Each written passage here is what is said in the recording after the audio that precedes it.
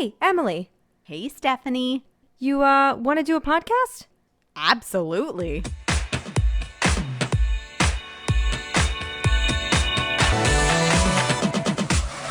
Welcome to Cycle Chats, a podcast to destigmatize what it means to be a woman. This is episode 1, The Women Who Birthed Us, with two very special guests, our moms. So welcome to the podcast, Joanne and Gail. I know my mom always told me, because she had very itty bitty boobies when she was our age. And then when she gave birth, they're not enormous, but they certainly enlarged and they stayed that way. I used to read Judy Blume books because I don't know what girl, Stephanie and my age, didn't do that.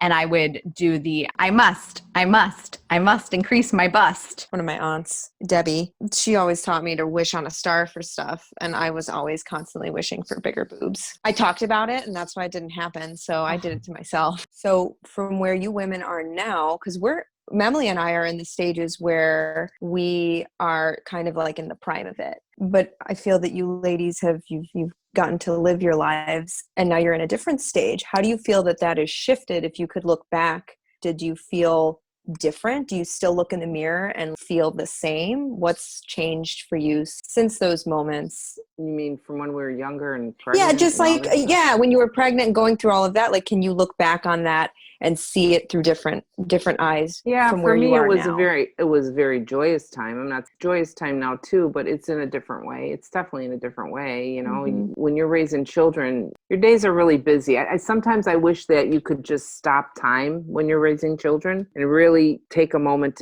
to know what's happening. But sometimes you're busy doing the everyday things that you don't catch all those little things. And I would suggest to anybody who is going through that or having children when it's that time, take those moments. And I try and say that too. But as an older person, I'm happy too with my life in this way as well. I busy myself in a different way and I look at myself in a different way. Body's a little different. It's not like it used to be, but what are you going to do? But I'm not disgusted with it. So that's a good sign. I don't know. What about you, Gail? Yeah, what do you think, Mama?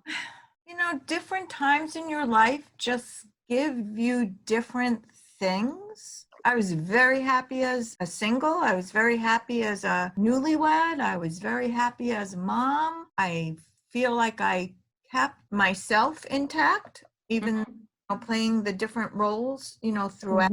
I think having my job, having a profession, something that was for me outside of being a single, a wife, a mom, was important for me. But I'm also very content now. I have 3 great kids, gone on to build wonderful lives for themselves, still very connected, and have time to do other things. Did you guys have thoughts about who Steph and I would grow up to be? I am so proud of my children. Their paths are different than my paths, but they're their paths. And I'm proud of them and their accomplishments and what they do.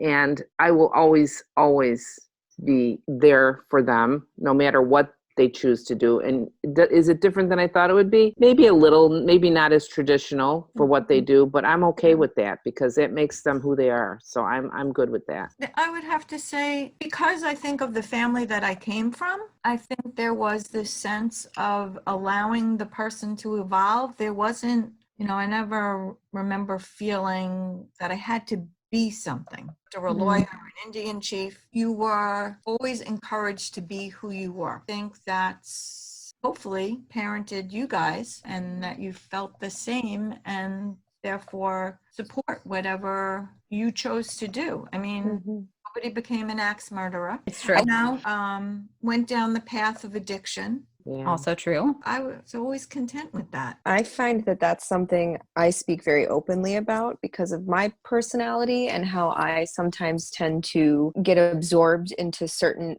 things. I know for me, I guess not an addictive personality, but kind of in a sense, my mom, I think, saw that in me, that I was curious, but also a people pleaser. And so I always felt if I did things, I needed to do it full out and all the time. And she, I think, could see through that. And she's like, if you want to dye your hair, dye it. You want piercings, get them. Tattoo, you got it.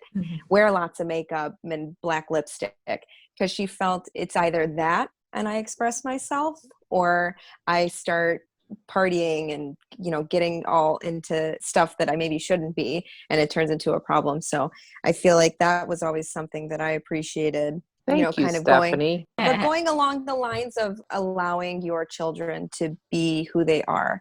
And I know even with my mom and I, we've had disagreements on a bunch of stuff. And there was a period of time where we didn't see eye to eye, and I was just fighting to be just me and like shake my fist in the air and be like, I am woman, and she came from a very traditional world and she didn't understand some of that.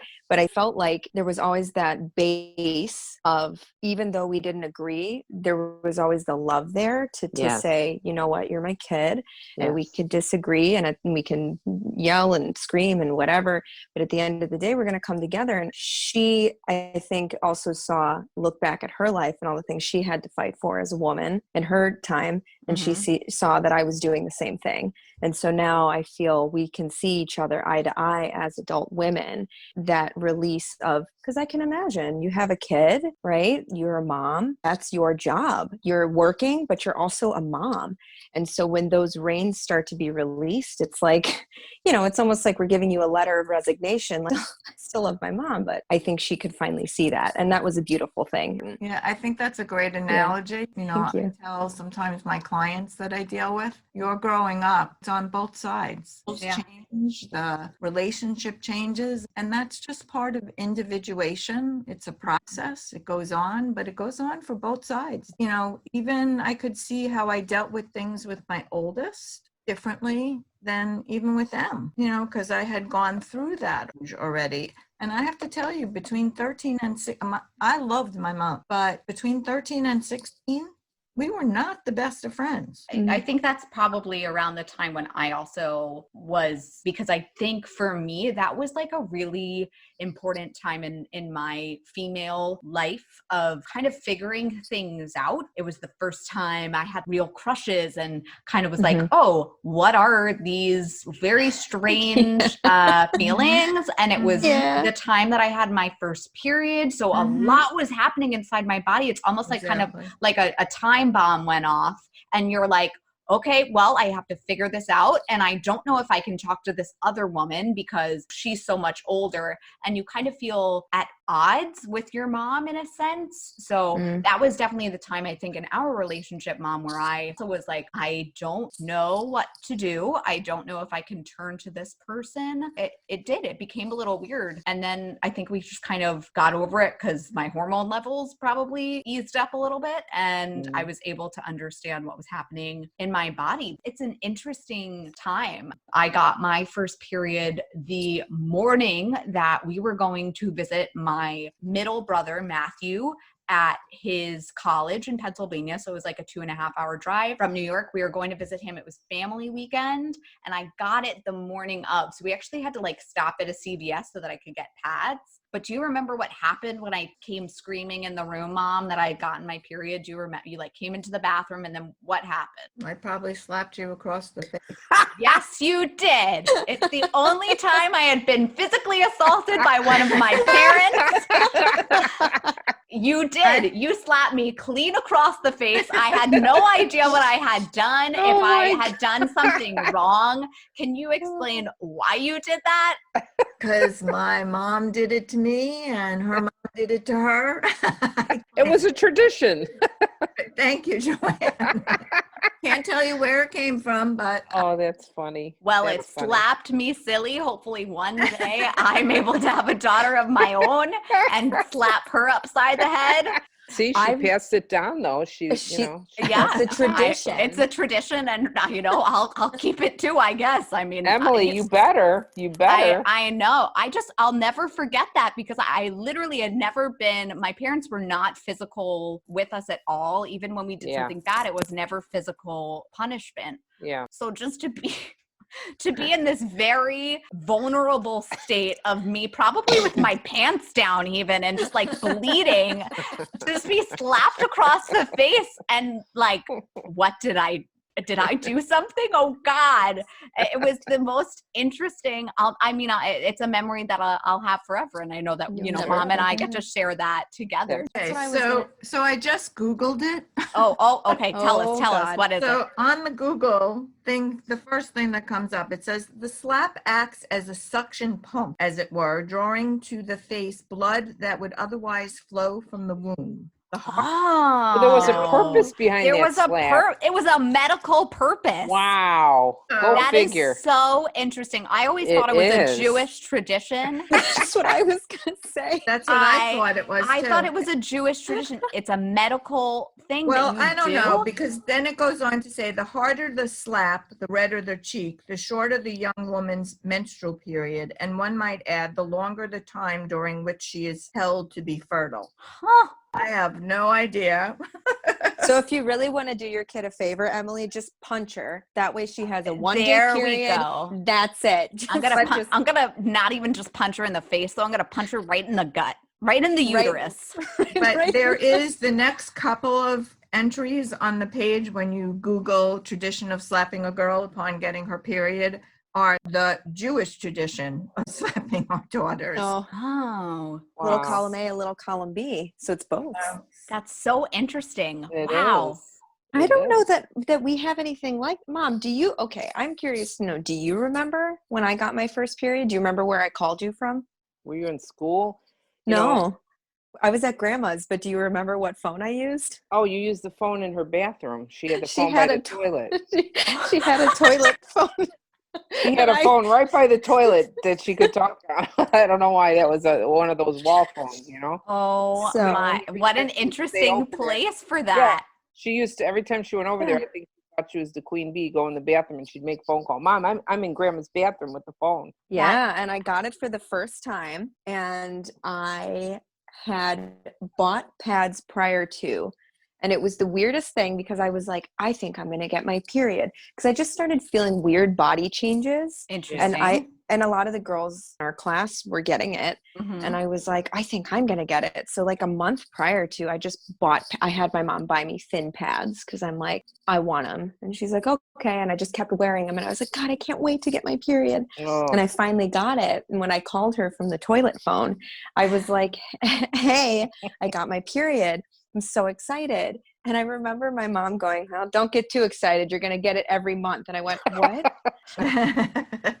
yeah. I was like, oh my God, I have to. And then it started getting heavier. And I just remember thinking like a thin pad's not going to do it. And she's like, yeah, welcome to the world of being a woman. You might have a heavy flow.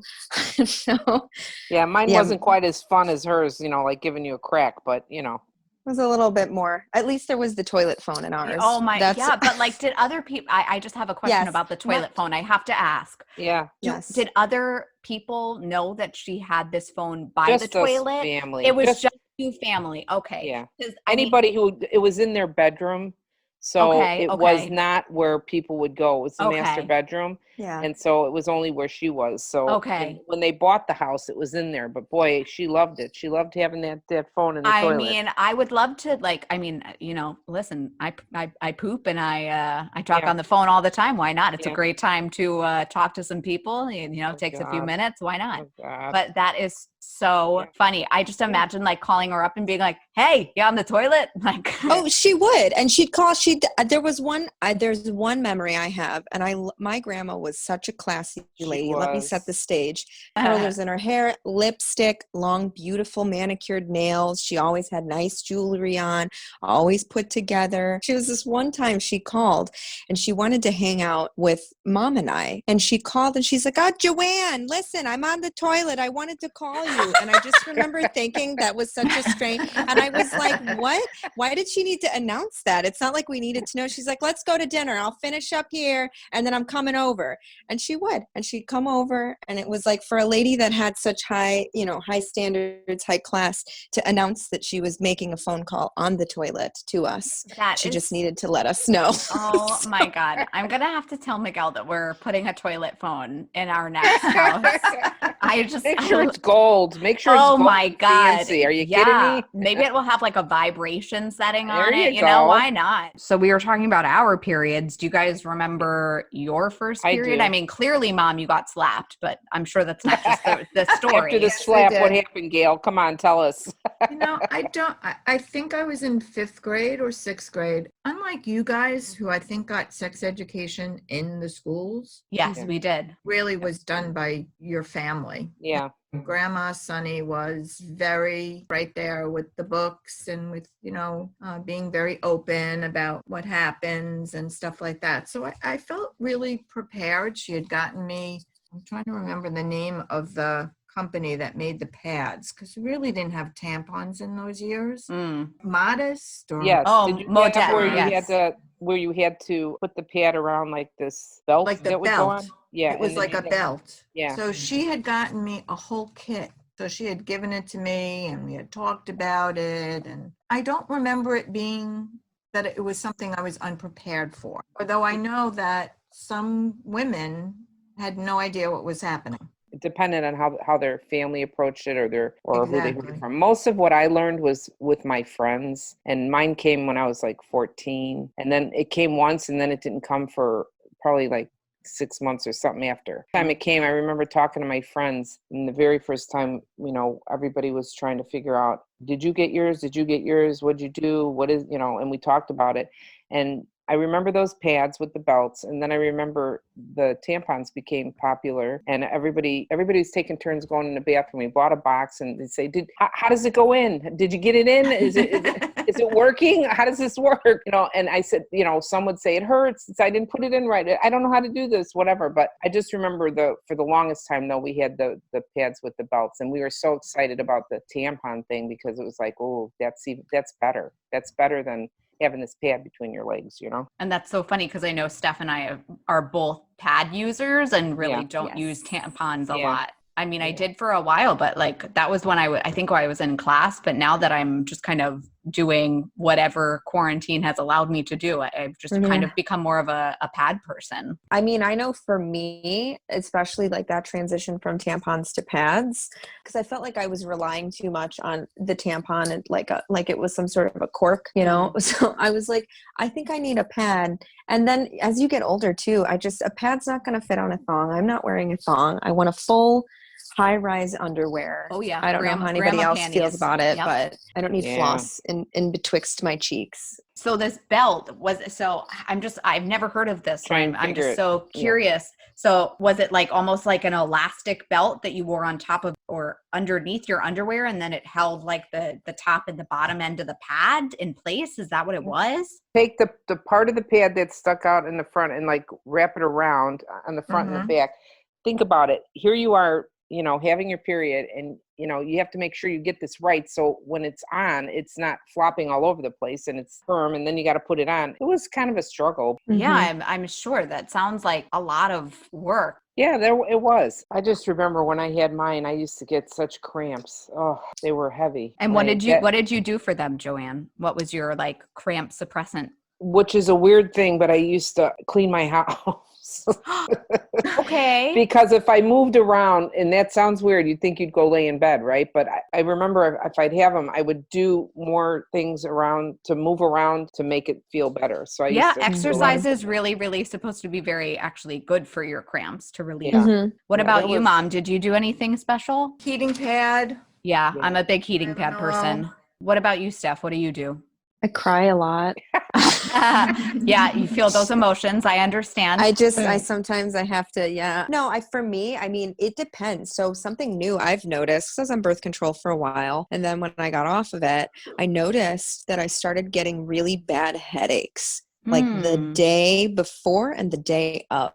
And it's not all the time. So it'll switch between bad headaches and really bad backache, lower back. So but before I used to get terrible cramps, debilitating.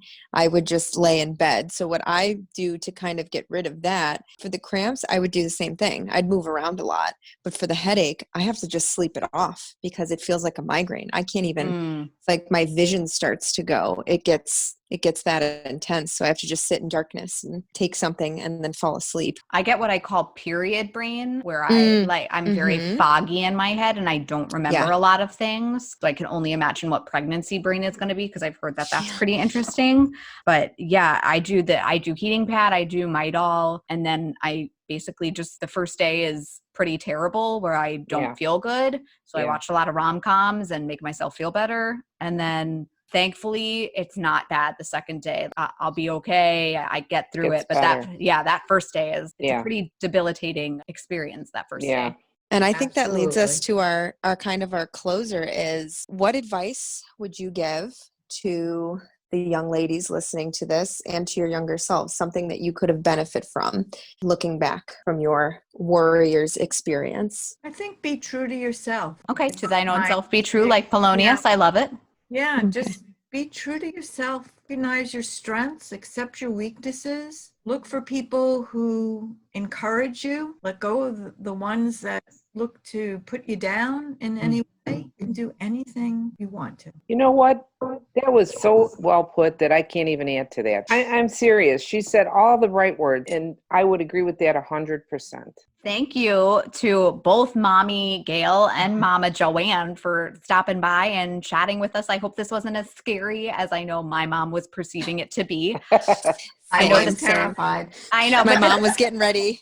She was yeah. like, "Are we gonna be on video? I want to look nice." I know. My mom thought she was going to be on video, so she got all dressed up. I was like, So did I. sorry. I did too, Gail, for nothing. I could have stayed in my pajamas. I even put on makeup, which I did too. I don't do. I'm sitting here all dressed up, dolled up for nothing. In the end, we have to look good for ourselves. So that's all good. That's what I literally told my mom, Joanne. I said, you did it for yourself. Right. And that's advice from my mom, I think, is do it for yourself. Just do it for yourself. Yeah. Until next time, let's sync up again. Goodbye. We will see you on the next one. Bye, guys.